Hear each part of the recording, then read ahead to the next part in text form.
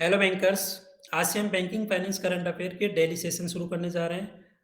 अगर आप अपकमिंग किसी भी बैंक और इंश्योरेंस एग्जाम की प्रिपरेशन कर रहे हो तो ये डेली करंट अफेयर वीडियोस आपके लिए गेम चेंजर साबित होने वाले हैं।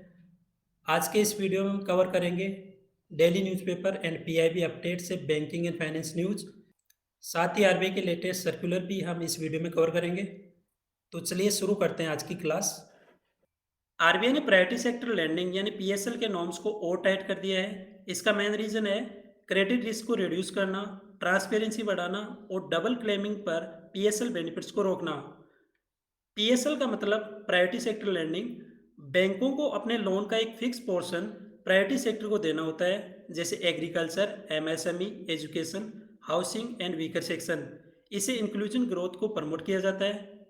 इसमें अभी क्या क्या चेंज किए गए हैं? पहला है ऑडिटर सर्टिफिकेट मैंडेटरी किया गया है। अब बैंकों को ये इंश्योर करना होगा जो लोन प्रायोरिटी सेक्टर के नाम पर क्लेम किए जाते हैं उनके लिए एनबीएफसी, माइक्रो फाइनेंस इंस्टीट्यूशन और हाउसिंग फाइनेंस कंपनीज से एक्सटर्नल ऑडिटर सर्टिफिकेट लेना होगा। आरबीआई ने बैंक टू एनबीएफसी और NBFC to micro finance institution lending पर स्ट्रिक्ट मॉनिटरिंग लगा दी है।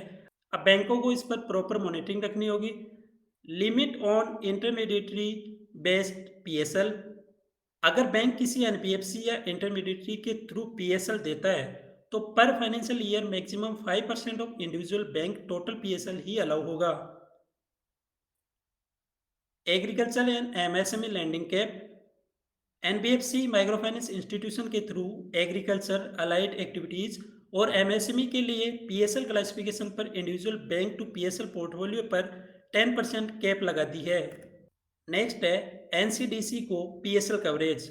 आरबीआई ने बोला है bank loans to national cooperative development corporation NCDC अब on lending to cooperative societies के लिए पीएसएल के अंडर क्लासीफाई होंगे। एसबीआई ने गवर्नमेंट ऑफ तमिलनाडु के साथ एक एमओयू किया है। इस एमओयू का मेन पर्पज है एसबीआई के कॉर्पोरेट सैलरी पैकेज के अंडर तमिलनाडु के स्टेट पब्लिक सेक्टर अंडरटेकिंग के एम्प्लॉयज को इनहेंस्ड बैंकिंग बेनिफिट देना।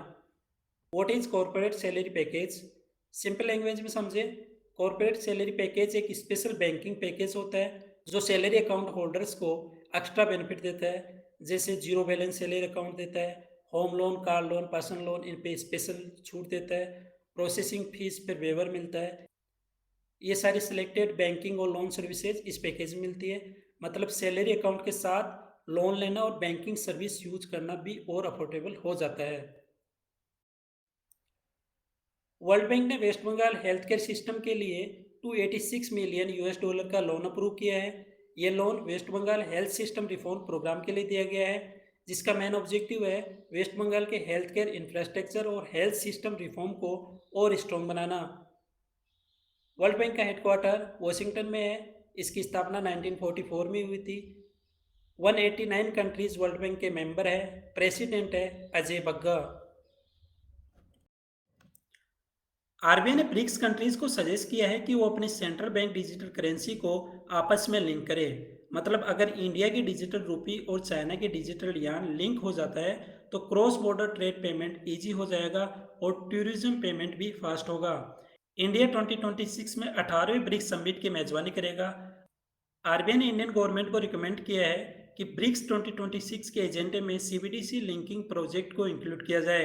ब्रिक्स 2025 समिट ब्राजील में हुआ था।